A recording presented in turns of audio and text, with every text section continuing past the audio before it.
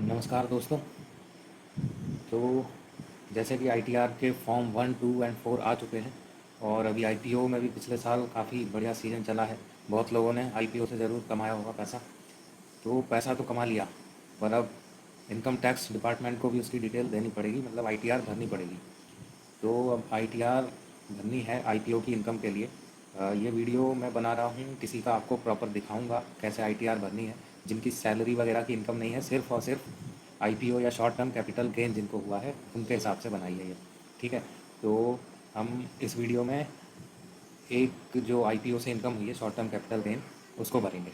तो सबसे पहले तो ये जानना ज़रूरी है कि अगर शॉर्ट टर्म कैपिटल गेन है तो आईटीआर का कौन सा फॉर्म भरना है। फॉर्म 1 होता है, 2 होता है, 4 होता है। तो फॉर्म 1 जो है वो सैलरी के लिए होता है, सैलरीड जो एम्प्लॉई है उनके लिए। और अगर आपको कैपिटल गेन हुआ है, शॉर्ट टर्म कैपिटल गेन अगर स्पेशली हुआ है, तो आपको आईटीआर 2 भरनी पड़ेगी। ठीक है। तो आईटीआर 2 भरने के लिए जो सीएस वगैरह हैं वो 2000 3000 ऐसा लेते हैं पैसे। तो मैं आपको बताऊंगा कि अगर आपका आईपीओ से या शॉर्ट टर्म कैपिटल गेन है, बस इस वीडियो में। बाकी अगली वीडियो में बताऊंगा। इस वीडियो में सिर्फ शॉर्ट टर्म कैपिटल गेन है तो वो कैसे फाइल करना है वो मैं बताऊंगा। ठीक है। तो चलिए स्टार्ट करते हैं। तो ये इनकम टैक्स इंडिया का पोर्टल है, ये तो पता होगा सभी को। या गूगल पे जाएंगे, लिखेंगे फाइल आईटीआर, तो वो ये वाला पोर्टल ओपन हो जाएगा। अगर इस पर आपकी आईडी है तो जो आईडी होती है पैन नंबर या ये सब होती है, तो उससे आप लॉगिन कर लें। अगर नहीं है तो ये देखिए साइड में यहाँ पे रजिस्टर की बटन है, यहाँ जाइए, सिंपल सा फॉर्म आएगा, रजिस्टर कर लीजिए। ठीक है। तो अब मेरी है यहाँ पे आईडी, तो फिर मैं स्टार्ट करते हैं। चलिए वीडियो। पैन नंबर,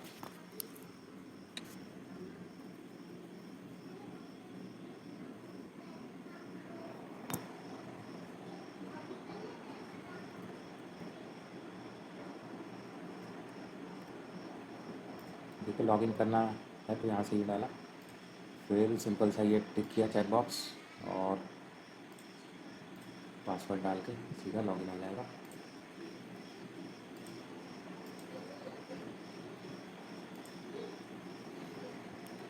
तो अब लॉगिन होने के बाद क्या करना है, ये देखिए असेसमेंट ईयर पूछेगा। असेसमेंट ईयर जो है वो अभी 25-26 चल रहा है। 25-26 में असेसमेंट होगा किसका, जो 24-25 में आपने इनकम कमाई होगी। 24-25 फाइनेंशियल ईयर मतलब जो 1 अप्रैल 2024 से शुरू हुआ और 31 मार्च 2025 को ख़त्म हो गया। ठीक है। फाइनेंशियल ईयर तो पता होगा सबको। चलिए फिर यहाँ क्या करना है, सिंपल सा ऑनलाइन सेलेक्ट करना है और कंटिन्यू पर क्लिक कर देना है। तो अब देखिए उसके बाद ये ओपन हो जाएगा। यहाँ ये मैंने कुछ ड्राफ्ट किया था तो वो दिख रहा है, तो उसको रिज्यूम नहीं करता, फ्रेश बता देता हूँ आपको क्या करना है। ये स्पेशली मैं आईपीओ और शॉर्ट टर्म कैपिटल गेन के लिए बता रहा हूँ, बाकी नेक्स्ट वीडियो में बताऊँगा, तो इसको उसी हिसाब से देखें। तो सबसे पहले क्या करना है, स्टार्ट न्यू फाइलिंग, इसके ऊपर गए। तो अगर आप इंडिविजुअल अपना भर रहे हैं तो इंडिविजुअल जो डिफ़ॉल्ट सिलेक्शन है वही रहेगा। और अगर एच यू एफ है, हिंदू अनडिवाइडेड फैमिली, या अदर है तो अदर। मैं इंडिविजुअल के लिए बता रहा हूँ, तो इंडिविजुअल पे क्लिक करके कंटिन्यू करना। आईटीआर फॉर्म, ये देखिए आईटीआर फॉर्म्स आ गए। 1 तो एप्लीकेबल नहीं है। 2 एसटीसीजी है, कैपिटल गेन है, तो आईटीआर 2 फिल करना पड़ेगा। ठीक है। तो उस पर क्लिक किया, प्रोसीड विथ आईटीआर 2 पे क्लिक कर देंगे। अब देखिए यहाँ पे क्या आ गया, ये जो दिख रहा है सिर्फ इसको आईटीआर 2 जैसा दिख रहा है, बस लेट्स गेट स्टार्टेड, इस पर क्लिक कर देंगे।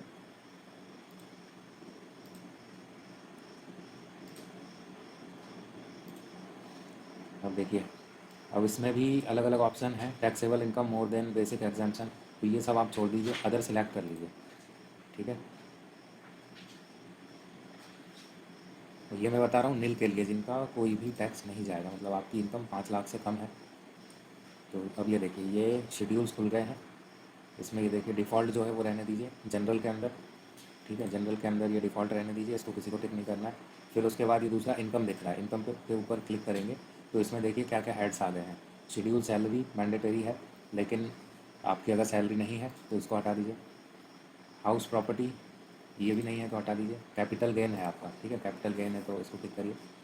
फिर है शेड्यूल, इसको भी अगर कैपिटल गेन है तो ये दोनों टिक रहेंगे। अदर सोर्स कोई है तो ठीक है, नहीं तो इसको हटा दीजिए। फिर है स्पेशल इंटरेस्ट, चलो इसको रहने देते हैं, बस ये करना है। इसके बाद नेक्स्ट डिडक्शन।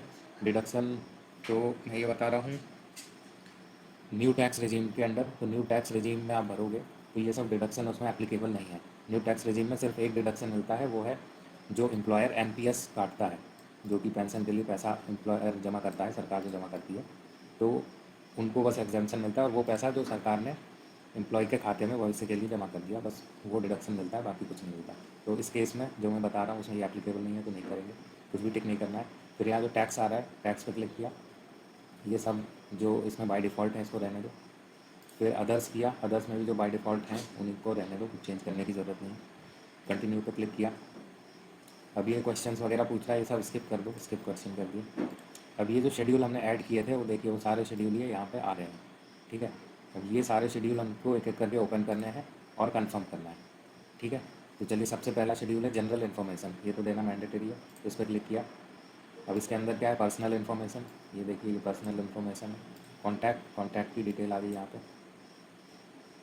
इसके बाद है फाइलिंग स्टेटस, ये इंपॉर्टेंट है, ऊपर तो जो डिफ़ॉल्ट है वो रहने देना है। उसके बाद ये जो ऑप्शन है, इसमें अगर आप यस करते हैं तो ओल्ड टैक्स रिजीम में जाएगा, नो करते हैं तो न्यू टैक्स रिजीम के अनुसार भरा जाएगा। तो न्यू टैक्स रिजीम के अकॉर्डिंग भरेंगे हम लोग आज। इसका डिफरेंस अगर जानना है तो कभी फिर वीडियो बना देंगे, बाकी पता होगा लोगों को, या गूगल करेंगे, यूट्यूब पे डालेंगे तो हज़ारों वीडियो मिल जाएंगी।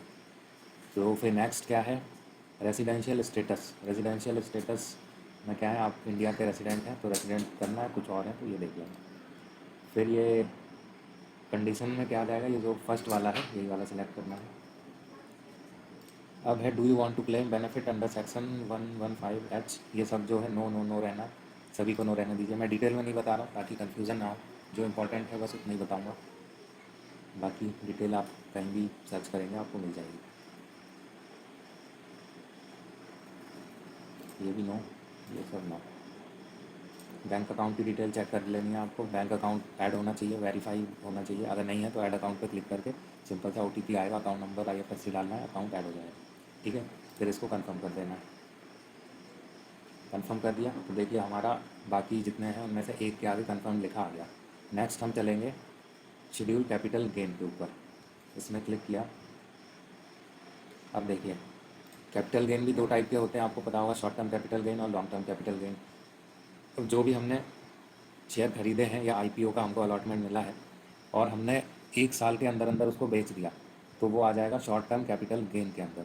और अगर हम एक साल रखे रहे कोई शेयर या IPO और उसको एक साल के बाद हमने बेचा तो वो आ जाएगा लॉन्ग टर्म कैपिटल गेन के अंदर, ठीक है। तो अभी जो है मैं बता रहा हूँ ये शॉर्ट टर्म कैपिटल गेन उनके लिए जो IPO की मेनली जिनकी इनकम हुई है उनके लिए। तो जिनकी IPO में इनकम हुई है और उन्होंने उसको IPO को एक साल से पहले पहले बेच दिया है तो उसकी डिटेल जो है वो इसमें हम फिल करेंगे, ठीक है। तो चलिए इस पर चलते हैं अंदर, इसको क्लिक किया। अब शॉर्ट टर्म कैपिटल गेन और भी चीज़ों से होता है, जैसे फ्रॉम सेल ऑफ लैंड या बिल्डिंग, तो अगर ये है आपका तो भरना है, नहीं तो इसको छोड़ दीजिए। ये बाकी सब भी छोड़ दीजिए। ये जो है main from sale of equity share और unit of equity oriented mutual fund, ये वाला, ठीक है। तो अगर आपने कोई शेयर बेचा है IPO से मिला हो या जैसे भी ये म्यूचुअल फंड है कोई, वो विदिन 1 ईयर बेच दिया है तो उसके लिए आप यहाँ जाएंगे, फिर इस पर क्लिक करेंगे तो ये देखिए ऐड अनदर का ऑप्शन आ जाएगा, इस पर क्लिक करेंगे तो ये देखिए ये फॉर्म खुल गया। ऊपर से ये 111A फॉर अदर ये सिलेक्ट करना है। अब देखिए इसमें कुछ रूल्स जो चेंज हुए हैं, तो दो पार्ट हो गए हैं अभी। एक जो आपने सेल किए होंगे 23 जुलाई 2014 से पहले, उनकी डिटेल यहाँ आएगी, और जो आपने सेल किए होंगे 23 जुलाई 2014 के बाद उसकी डिटेल यहाँ पे आ जाएगी,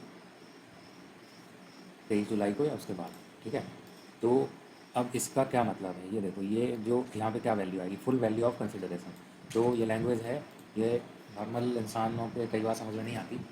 तो इसका जो मतलब है, ये जो कहना चाह रहे हैं, जो आपने बेचा है, मान लो आपको IPO मिला था, 15,000 रुपये लगाए थे तो उसकी वैल्यू हो गई 25,000, तो यहाँ पे जो वैल्यू आएगी वो आएगी 25,000, ठीक है। फिर उसके बाद कॉस्ट ऑफ एक्विजिशन, तो एक्विजिशन मतलब आपको कितने में मिला था, तो अगर मान लो कुछ 15 का 25 हुआ है तो यहाँ ऊपर 25 और यहाँ पे आएगा 15,000, ठीक है।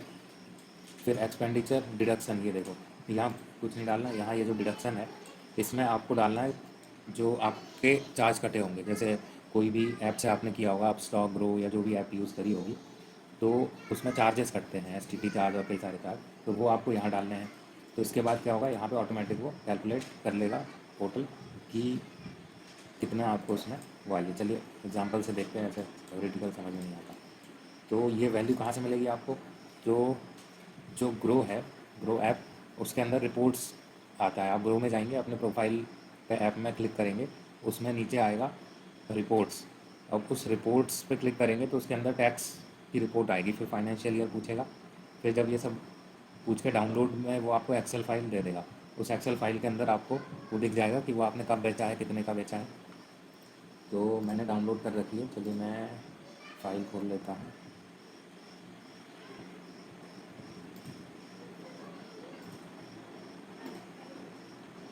ये देखिए मैंने अपनी फ़ाइल ओपन कर ली है। इसमें सेल वैल्यू जो है वो आ रही है 34276।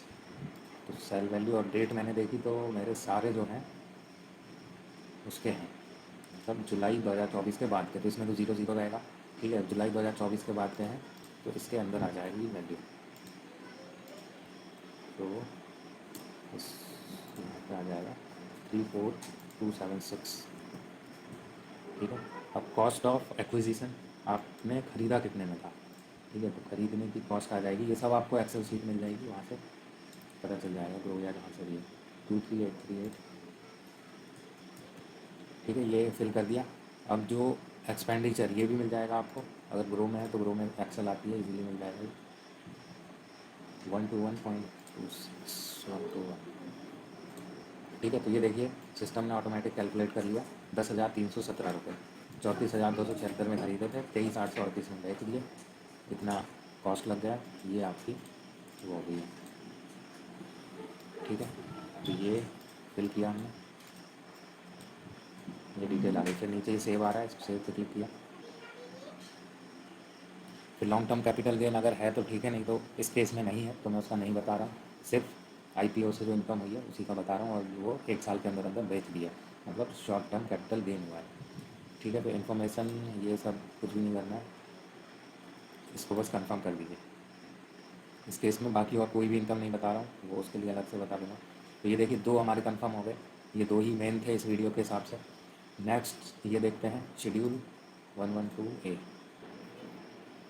अब देखिए बाकी जितने भी शेड्यूल हैं उनमें आपको कुछ भी नहीं करना है इस केस में, बस ओपन करना है इसको। ये डिटेल जो ऊपर फिल करी थी वो ऑटोमेटिक यहाँ पे आ गई, इसको कंफर्म करके चलना है बस, ठीक है। ये देखो यहाँ कंफर्म होते जा रहे हैं, इसको भी कंफर्म कर दिया।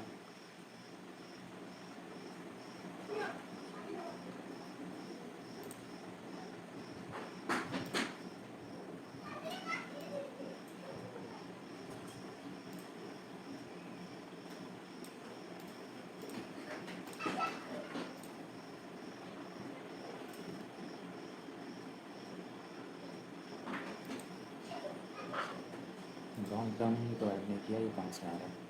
इसको बात चलते हैं कैपिटल गेन में, एक बार देख लेते हैं। कैपिटल गेन में है ओनली इतना, लॉन्ग टर्म 0, ओके। तो just click on confirm, confirm. Okay ये आ गया 10,000 ही कंफर्म। फिर CFL ये सब कंफर्म करके चलो।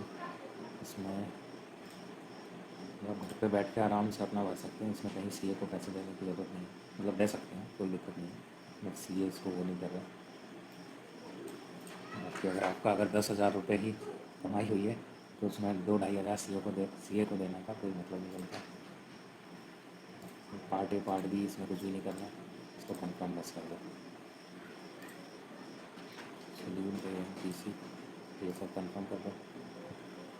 पार्ट B TI कंप्यूटेशन देखो ये आ गया, टोटल आपका क्या है, ये पूरी डिटेल आ गई, आप पढ़ सकते हो। सैलरी से कुछ भी नहीं है, कैपिटल गेन ही आ गया 10,317। इनकम फ्रॉम अदर सोर्स कुछ भी नहीं है, सबको जोड़ के इतना हुआ। Losses for current year set of, ये जो हमने कंफर्म किया, ये अगर इस साल का कोई आपको लॉस हुआ है वो सेट ऑफ करना है या पुराने साल का करना है तो उसके लिए ये सब ऑप्शन है। तो अगर आपके लिए एप्लीकेबल है तो करिए, नहीं तो इस केस में नहीं है, तो मैं ये सब करके कंफर्म कर देता हूँ। फिर टैक्स पेड में देख लेते हैं। TDS वगैरह अगर कटा है तो इसमें ऐड करना है, नहीं तो सिर्फ कंफर्म कर दो इसे। ESOP पे कुछ होगा नहीं तो इसको कुछ भी करने की ज़रूरत नहीं। PTI देखो यहाँ पे ये फाइनल आपका शो कर देगा कि आपका क्या टैक्स कुछ बना है नहीं बना है, तो इस केस में कोई भी टैक्स नहीं बना।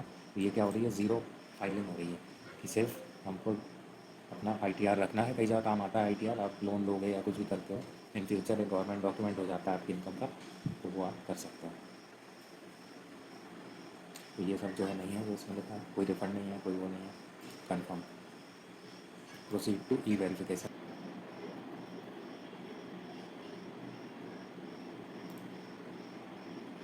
अब देखिए, वेरीफाई करना है, ई वेरीफाई ही रिकमेंडेड है, वही करना चाहिए। ई वेरीफाई पर क्लिक किया, अपनी डिटेल्स चेक करी।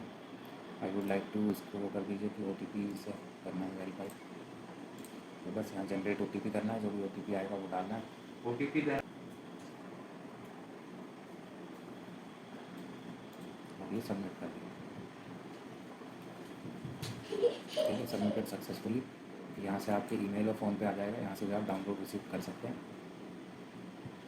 रिसीव डाउनलोड करके रख लीजिए।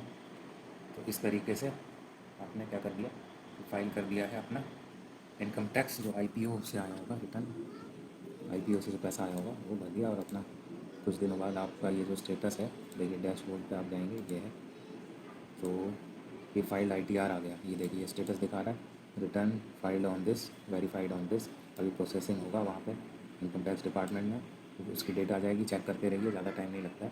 ये जब प्रोसेस हो जाएगा उसके बाद आप उसको डाउनलोड करके रख सकते हैं, ठीक है।